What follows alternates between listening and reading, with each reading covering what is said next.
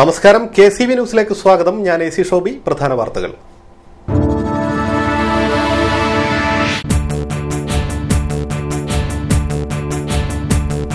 ആലപ്പുഴയിൽ ആനവണ്ടികൾ അനങ്ങിയില്ല. പെൻഷനും ശമ്പളവും കിട്ടാത്തതിൽ ജീവനക്കാർ അവധിയെടുത്ത് പ്രതിഷേധിച്ചു.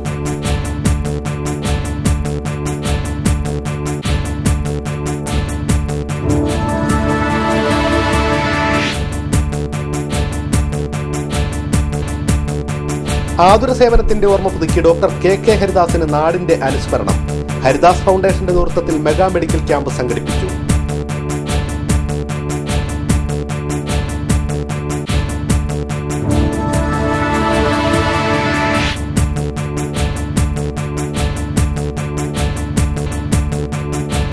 കുട്ടനാടിലെ കരണ്ട് നിന്നുകൊണ്ട് ക്യാൻസർ. ഇതിന് കാരണമാകുന്നത് മലിനജലമെന്ന് കർഷക സംഘം സെക്രട്ടേറിയറ്റ് അംഗം PV രാമഭദ്രൻ.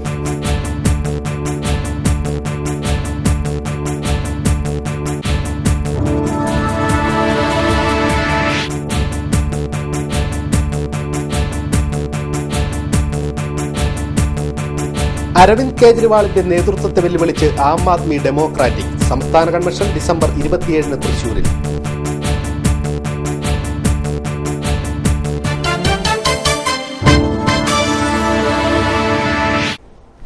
വാർത്തകൾ വിശദമായി. ജീവനക്കാരുടെ സമരത്തിൽ സ്തംഭിച്ച് KSRTC. നവംബർ മാസത്തെ ശമ്പളം വിതരണം ചെയ്യുക, 4 മാസത്തെ പെൻഷൻ ഉടൻ കൊടുത്തു തീർക്കുക തുടങ്ങിയ ആവശ്യങ്ങൾ ഉന്നയിച്ചുകൊണ്ട് KSRTC എംപ്ലോയീസ് അസോസിയേഷൻ CITUവിന്റെ നേതൃത്വത്തിൽ ആലപ്പുഴ യൂണിറ്റ് ഓഫീസിന് മുന്നിൽ നടത്തുന്ന അനിശ്ചിതകാല റിലേ സത്യാഗ്രഹം 2ാം ദിവസത്തിലേക്ക് കടന്നു. സമരത്തിന്റെ ആദ്യ ദിവസമായ വെള്ളിയാഴ്ച ആലപ്പുഴ ഡിപ്പോയിലെ KSRTC ബസ്സുകൾ സർവീസ് നടത്തിയിരുന്നു. സമരത്തിന്റെ 2ാം ദിവസമായ ശനിയാഴ്ച ജീവനക്കാർ പൂർണ്ണമായും അവധിയെടുത്ത് സമരത്തെ അനുകൂലിച്ച് രംഗത്ത് വന്നതോടെ ആലപ്പുഴ KSRTC ഡിപ്പോയിലെ വാഹനങ്ങൾ ഒന്നും അനങ്ങിയില്ല. ആലപ്പുഴ ജില്ലയിലെ മറ്റ് ഡിപ്പോകളായ ചേർത്തല, ഹരിപ്പാട്, മാവേലിക്കര, എടത്വ, കായംകുളം ഡിപ്പോകളിലെ ഒരു വാഹനങ്ങളും സർവീസ് നടത്തിയിട്ടില്ല. ശബരിമല സീസണായതിനാൽ സമരത്തിൽ നിന്നും ചെങ്ങന്നൂർ ഡിപ്പോയെ ഒഴിവാക്കിയിട്ടുണ്ട്. കുട്ടനാടിന്റെ ഉൾപ്രദേശമായ എടത്വയിൽ ബസ്സുകൾ സർവീസ് നടത്താൻ ജീവനക്കാർ തയ്യാറാവാത്തതിനെ തുടർന്ന് യാത്രക്കാർ ജീവനക്കാരുമായി വാക്കേറ്റം ഉണ്ടാവുന്ന സാഹചര്യം വരെ ഉണ്ടായി. ആലപ്പുഴ KSRTC ബസ് സ്റ്റാൻഡിൽ ജീവനക്കാരുടെ നേതൃത്വത്തിൽ പ്രതിഷേധ പ്രകടനം നടത്തി.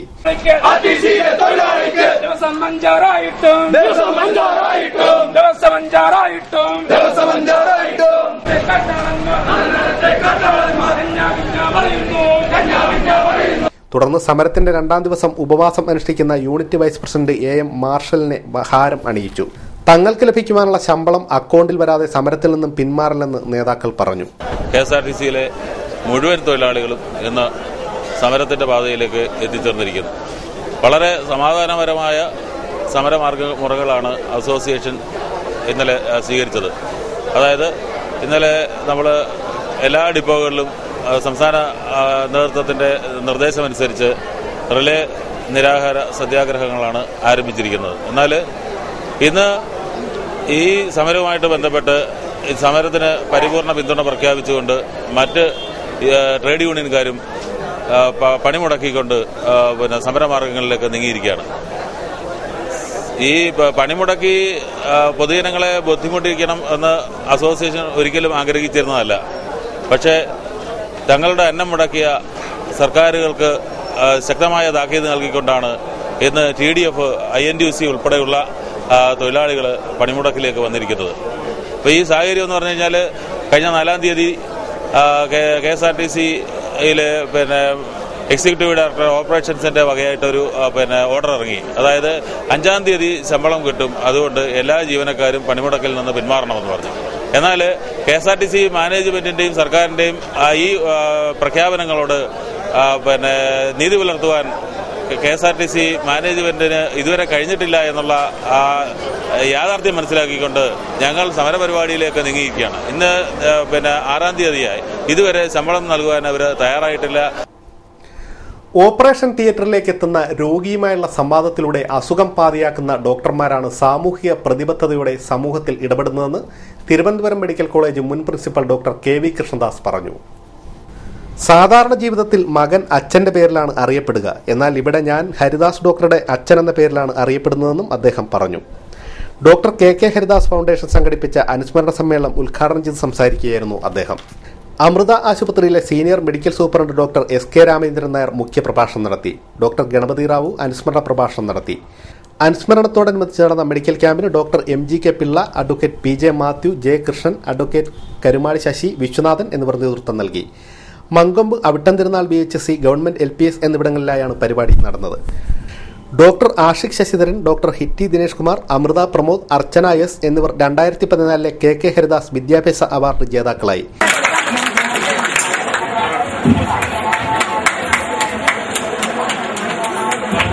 അവാർഡ് നൽകുന്നു.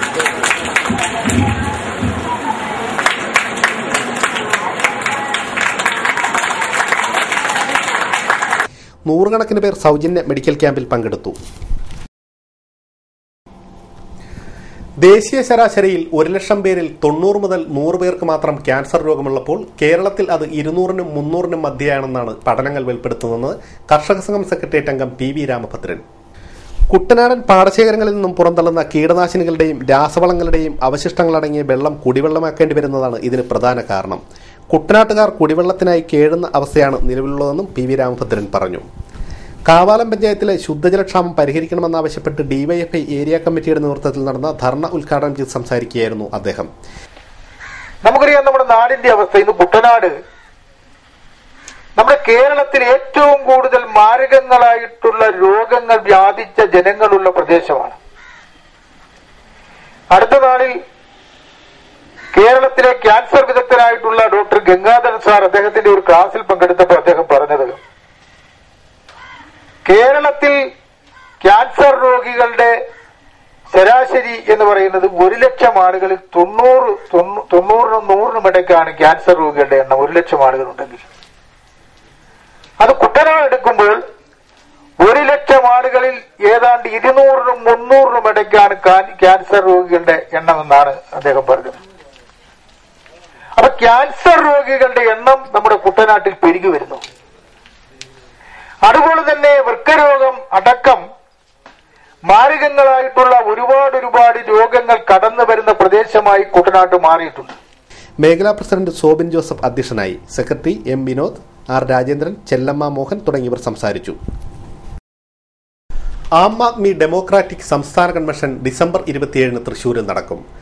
സംസ്ഥാന യോഗ തീരുമാനം അനുസരിച്ചുള്ള ഭരണഘടന ചർച്ച ചെയ്ത് അംഗീകരിക്കുക, പഞ്ചായത്ത് തലത്തിൽ അഴിമതി വിരുദ്ധ സമിതികൾക്ക് രൂപം നൽകുക എന്നിവ സംബന്ധിച്ചുള്ള കാര്യങ്ങൾ ചർച്ച ചെയ്യുവാൻ വേണ്ടിയാണ് കൺവെൻഷൻ സംഘടിപ്പിച്ചിരിക്കുന്നത്.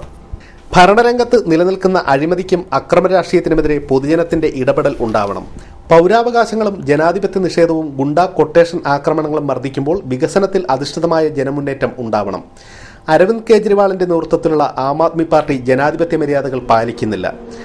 വ്യക്തികേന്ദ്രീകൃതമായ ഭരണമാണ് ആം ആദ്മി പാർട്ടിയിൽ നടക്കുന്നത്. ഈ സാഹചര്യത്തിലാണ് ആം ആദ്മി ഡെമോക്രാറ്റിക് എന്ന സംഘടന രൂപീകരിച്ചത്.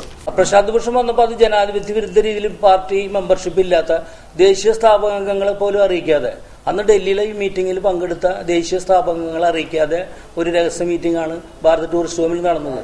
അതിൽ സ്വാഭാവികമായിട്ടും ഞങ്ങൾക്ക് പ്രതിഷേധമുണ്ട്. കാരണം പാർട്ടി ഡിക്ലെയർ ചെയ്തത് നവംബർ 26-ന് പാർട്ടി പ്രഖ്യാപിക്കാൻ ഡിക്ലെയർ ചെയ്തത് അന്നൊക്കെ നാഷണൽ കൌൺസിൽ മെമ്പർമാരാണ്. പാർട്ടി സ്ഥാപക ദിനത്തിൽ ജന്തർ മന്ദിറിൽ പങ്കെടുത്തുള്ള എല്ലാ അംഗങ്ങളും പാർട്ടി നാഷണൽ കൌൺസിൽ അംഗങ്ങളാണെന്നാണ് ആ പാർട്ടി ഭരണഘടന അനുസരിച്ച് അവർ നിർദ്ദേശിച്ചിട്ടുള്ളത്. അപ്പോൾ ആ പാർട്ടി അംഗങ്ങളെ പോലും, ദേശീയ സ്ഥാപക അംഗങ്ങളെ പോലും, ഫൗണ്ടിംഗ് മെമ്പേഴ്സിനെ പോലും അറിയിക്കാതെ ആണ് രഹസ്യമായൊരു യോഗം ഇവിടെ നടത്തിയത്. അതിൽ നിശ്ചിത താല്പര്യങ്ങളുണ്ട്, അതിൽ ദുരൂഹതയുണ്ട്. അതാണ് ഞങ്ങൾക്ക് ആം ആദ്മി ഡെമോക്രാറ്റിക് പ്രോസസ്സ് നടത്താനും ഒരു കറക്റ്റീവ് ഫോഴ്സായിട്ട് ഈ സംഘടന കൊണ്ടുപോകാനും ഞങ്ങൾ ഈ സംഘടന രൂപീകരിച്ച് കേരളത്തിൽ പ്രവർത്തിക്കണം. അതിൽ ഞങ്ങളുടെ താല്പര്യം ഉള്ള മെമ്പർമാരുടെ സംസ്ഥാന കൺവെൻഷനാണ് തൃശൂരിൽ ഡിസംബർ 27-ാം തീയതി ഞങ്ങൾ നടത്തുന്നത്. വാർത്താ സമ്മേളനത്തിൽ ആം ആദ്മി ഡെമോക്രാറ്റിക് സംസ്ഥാന secretary TD Baburaj, convener Ravi Unnithan, Alappuzha ജില്ലാ പ്രസിഡന്റ് ദാമോദരൻ കണ്ടല്ലൂർ, A അജിത് എന്നിവർ പങ്കെടുത്തു. ഇന്ത്യൻ ഭരണഘടനയുടെ ശില്പിയും ആധുനിക ഇന്ത്യയുടെ പിതാവുമായ ഡോക്ടർ BR അംബേദ്കറുടെ 58ാം പരിനിർമ്മാണ ദിനത്തോടനുബന്ധിച്ചുള്ള ആഘോഷങ്ങൾ 6-7 തീയതികളിലാണ് നടക്കുമെന്ന് ദ്രാവിഡ സാംസ്കാരിക സംരക്ഷണ സമിതി. ദ്രാവിഡ സാംസ്കാരിക സംരക്ഷണ സമിതിയുടെ നേതൃത്വത്തിൽ 6-ാം തീയതി അനുസ്മരണ യോഗവും 7-ാം തീയതി രാവിലെ 9 മുതൽ വൈകുന്നേരം 5 വരെ ദ്രാവിഡ ചരിത്ര പഠന ക്ലാസും നിയമ പഠന ക്ലാസും നടക്കും. അടിച്ചമർത്തപ്പെട്ടവരായ ഇന്ത്യയിലെ ദ്രാവിഡ ജനതയുടെ വിമോചകനും രക്ഷകനുമായ ഡോക്ടർ BR അംബേദ്കറുടെ ദിനമായ ഡിസംബർ 6-ന് കേന്ദ്ര സംസ്ഥാന സർക്കാരുകൾ അവധി പ്രഖ്യാപിക്കണമെന്നും ദ്രാവിഡ സാംസ്കാരിക സംരക്ഷണ സമിതിയുടെ അംഗങ്ങൾ ആവശ്യപ്പെട്ടു. നിങ്ങൾക്കെല്ലാം അറിയാവുന്നതുപോലെ തന്നെ രാജ്യത്ത് വളരെ ശ്രേഷ്ഠമായ ഒരു ജനാധിപത്യ ഭരണഘടനയ്ക്ക് രൂപം നൽകി ഈ രാജ്യത്തിന് സംഭാവന ചെയ്തിട്ടുള്ള ദ്രാവിഡ ജനതയുടെ പൂർവ്വപിതാവാണ് ബാബാ സാഹേബ് ഡോക്ടർ ബി.ആർ. അംബേദ്കർ. നിർഭാഗ്യവശാൽ അദ്ദേഹം ഈ രാജ്യത്തിന് വേണ്ടി പണിയെടുത്തതിന്റെ ആ ഒരു മഹത്തരമായ ഒരു കാഴ്ചപ്പാട് ഈ ഇന്ത്യയും നമ്മുടെ സംസ്ഥാനവും ഭരിക്കുന്ന ഗവൺമെന്റുകൾ വേണ്ടത്ര പരിഗണിക്കുകയോ ശ്രദ്ധിക്കുകയോ ചെയ്തിട്ടില്ല എന്നുള്ള ഒരു അഭിപ്രായ വ്യത്യാസം ഞങ്ങൾക്കുണ്ട്. വാർത്താ സമ്മേളനത്തിൽ സംരക്ഷണ സമിതി സംസ്ഥാന president K Muraleedharan Koncherillam, general secretary J Chandramohan Kainagari, Vaikom Unni, Madhu A Thattakadavu എന്നിവർ പങ്കെടുത്തു. വേഴപ്ര ആശ്രയ ചാരിറ്റബിൾ ട്രസ്റ്റിന്റെയും Kaniv centre for medical guidance and help line, Alappuzha medical college എന്നിവയുടെ സംയുക്ത ആഭിമുഖ്യത്തിൽ ഞായറാഴ്ച രാവിലെ 9 മുതൽ 1 വരെ വേഴപ്ര ഗവൺമെന്റ് LP സ്കൂളിൽ വെച്ച് സൗജന്യ മെഗാ മെഡിക്കൽ ക്യാമ്പ് സംഘടിപ്പിക്കും. രാമങ്കരി ഗ്രാമപഞ്ചായത്ത് പ്രസിഡന്റ് CP ബ്രിവൻ മെഡിക്കൽ ക്യാമ്പ് ഉദ്ഘാടനം ചെയ്യുമെന്ന് ഭാരവാഹികൾ വാർത്താക്കുറിപ്പിൽ അറിയിച്ചു. ഇടവേളയ്ക്ക് ശേഷം വാർത്തകൾ തുടരും. KCV വാർത്തകൾ നിങ്ങൾക്കായി അവതരിപ്പിക്കുന്നത് മനോഹരമായൊരു വീട് നമ്മുടെ എല്ലാം സ്വപ്നമാണ്. നിങ്ങളുടെ സ്വപ്ന ഭവനങ്ങളെ മനോഹരമാക്കാൻ ഇതാ സിമ്പിൾ. ഷാലിമാർ സൂപ്പർ ബ്രാൻഡ് ടൈലുകളുടെയും ഗ്രാനൈറ്റിന്റെയും വിസ്മയ ലോകം. വിപുലമായ സ്റ്റോക്ക്, ഫാസ്റ്റ് സർവീസ്, 100% ഗുണമേന്മ ഇവയൊക്കെ നിലനിർത്തുന്നതുകൊണ്ട് ഞാൻ പറയുന്നു Shalimar. Shalimar marbles and granite, സ്വപ്ന ഭവനത്തിന് ഇവിടെ പൂർണ്ണത. Shalimar marbles and granite, Manikkachira, AC road, Changanassery.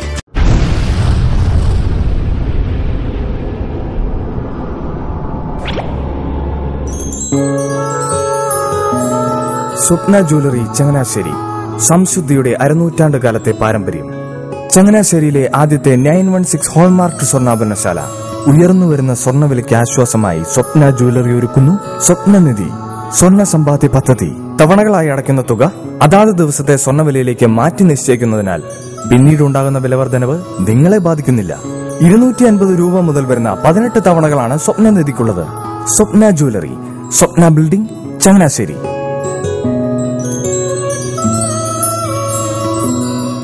എന്റെ മോഹനേട്ടാ, എളുപ്പ വഴികളും കുറുക്കു വഴികളും നോക്കി പോകുമ്പോഴാ നമ്മളെ ആരെങ്കിലും പറ്റിക്കണത്. എന്നെ ഇന്നേവരാരെങ്കിലും പറ്റിച്ചിട്ടുണ്ടോ? കാരണം എന്താ? എനിക്ക് ബുദ്ധിയുണ്ട്. അനു തിരക്കിലായിരിക്കുമല്ലേ? അതെ.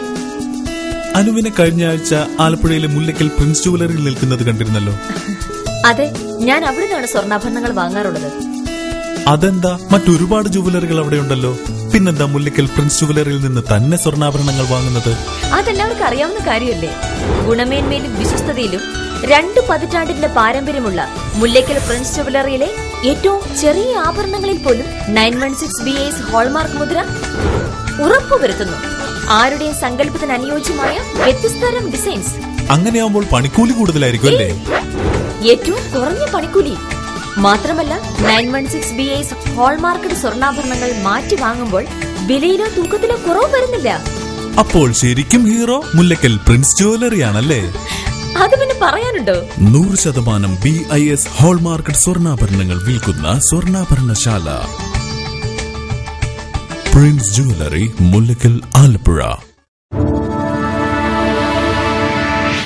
വാർത്തകൾ തുടരുന്നു.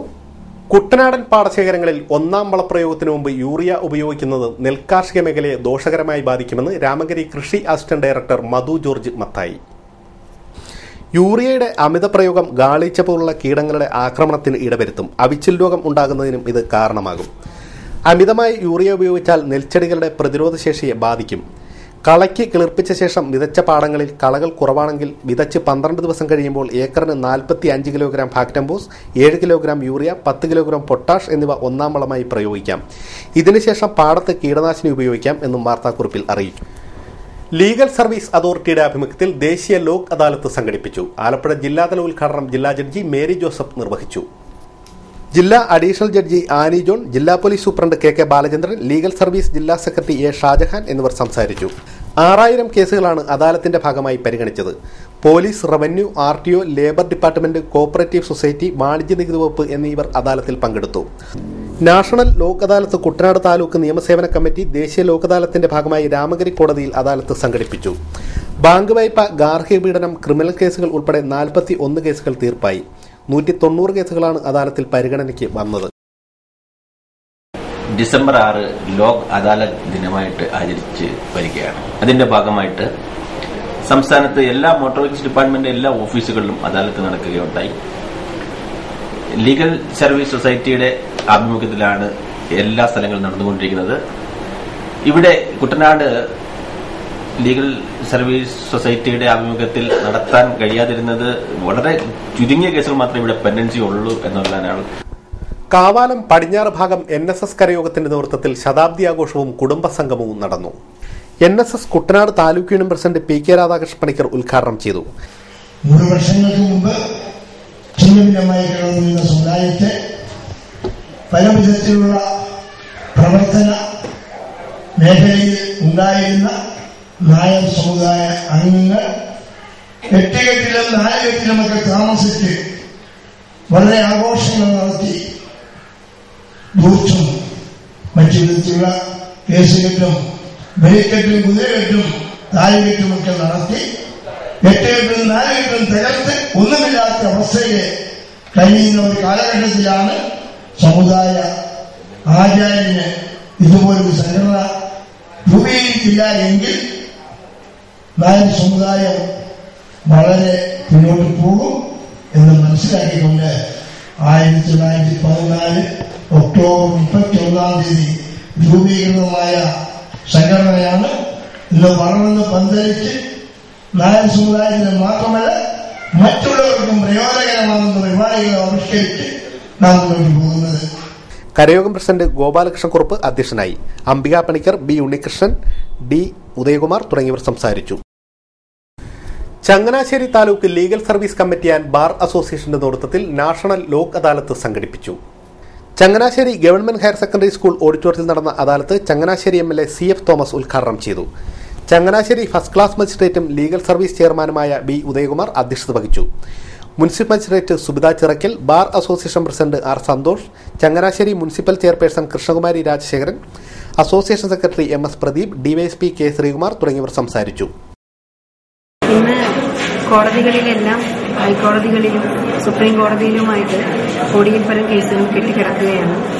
ഇങ്ങനെയുള്ള കേസുകൾ എല്ലാ കേസുകളും കണ്ടസ്റ്റഡായി നടത്തി വിധി പറയാൻ സാധ്യമല്ല.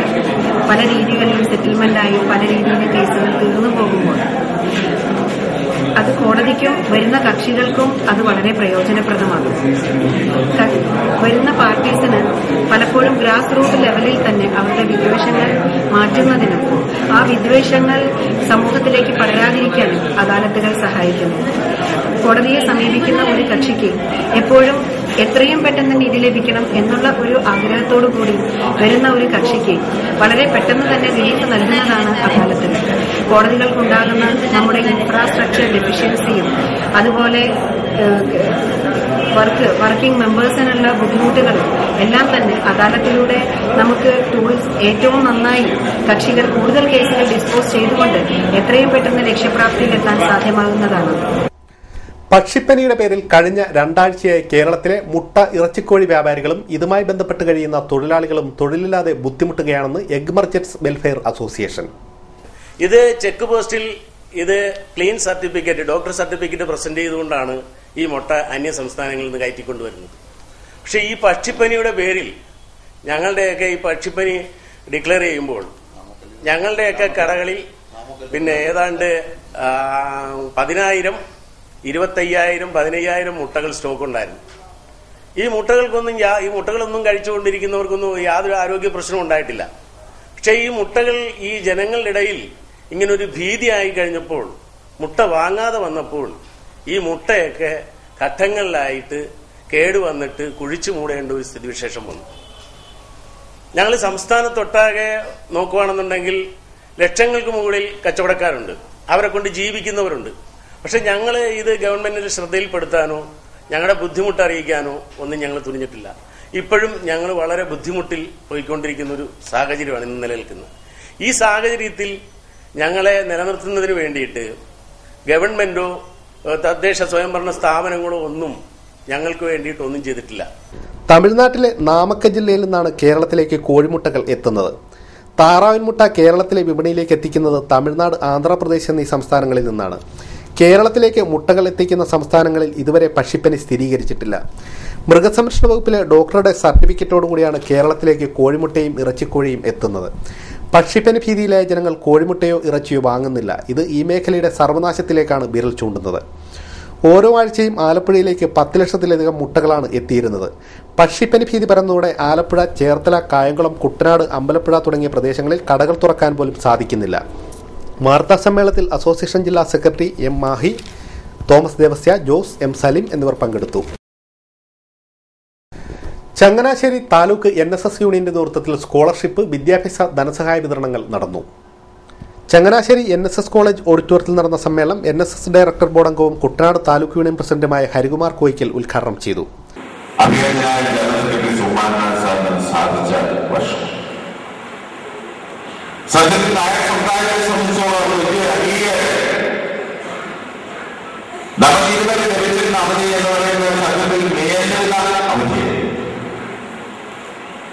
ആചാര്യരുടെ സമുദായത്തിന്റെ മാത്രം നേതൃത്വത്തിൽ അലങ്കരിച്ച വ്യക്തി എന്നൊരു കാഴ്ചപ്പാടാണ്. പക്ഷെ അദ്ദേഹം ഈ സമൂഹത്തിന് നൽകിയ സംഭാവനകൾ അതിനെ വിലയിരുത്തിയാൽ എന്തോ കാലഘട്ടത്തിൽ മരിച്ചു എന്നു അത് മുഴുവൻ മാറ്റിക്കൊണ്ടുവരാൻ നമ്മുടെ ധർമ്മസഭയ്ക്ക് കഴിയും. Union vice president VG Bhaskaran Nair അധ്യക്ഷത വഹിച്ച ചടങ്ങിൽ union secretary MN Radhakrishnan Nair തുടങ്ങിയവർ സംസാരിച്ചു. തുടർന്ന് ചങ്ങനാശ്ശേരി താലൂക്ക് യൂണിയൻ വർഷം തോറും നൽകി വരുന്ന വിവിധ സ്കോളർഷിപ്പുകൾ, എൻഡോമെന്റുകൾ, വിദ്യാഭ്യാസ ധനസഹായം, ബാലകലോത്സവത്തിൽ വിജയിച്ച കുട്ടികൾക്കുള്ള സമ്മാനദാനം, കരയോഗം സെക്രട്ടറിമാർക്കുള്ള അലവൻസ്, വിവിധ സാമൂഹ്യക്ഷേമ പദ്ധതികൾക്കുള്ള ധനസഹായം എന്നിവയുടെ വിതരണവും നടന്നു.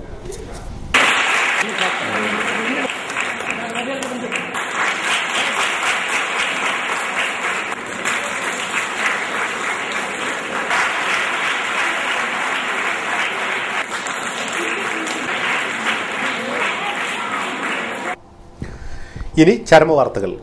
കിടങ്ങറ മുണ്ടയ്ക്കൽ കുന്നേൽ വീട്ടിൽ മറിയാമ്മ നിര്യാതയായി. 75 വയസ്സായിരുന്നു. സംസ്കാരം നടത്തി. കാവാലം പാലേടം വീട്ടിൽ ചാക്കോ നിര്യാതനായി. 93 വയസ്സായിരുന്നു. സംസ്കാരം ചൊവ്വാഴ്ച 2:30 വെളിയനാട് സെന്റ് മിഖായൽ ദേവാലയ സെമിത്തേരിയിൽ. പ്രധാന വാർത്തകൾ ഒരിക്കൽ കൂടി.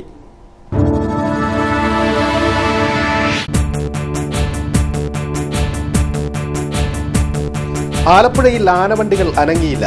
പെൻഷനും ശമ്പളവും കിട്ടാത്തതിൽ ജീവനക്കാർ അവധിയെടുത്ത് പ്രതിഷേധിച്ചു.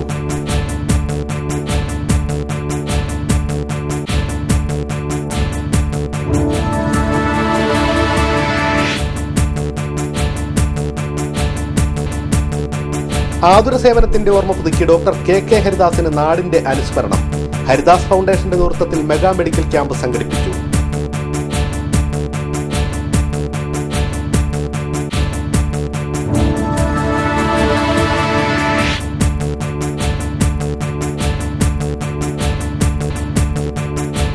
കുട്ടനാടിനെ കരണ്ട് നിന്നുകൊണ്ട് ക്യാൻസർ. ഇതിന് കാരണമാകുന്നത് മലിനജലമെന്ന് കർഷക സംഘം സെക്രട്ടേറിയറ്റ് അംഗം PV രാമഭദ്രൻ.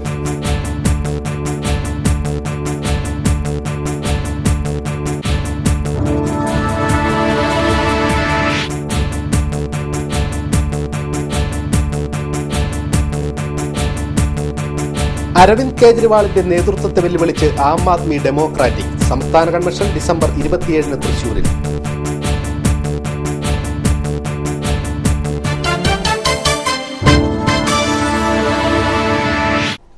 ഇതോടെ വാർത്തകൾ കഴിഞ്ഞു. നമസ്കാരം.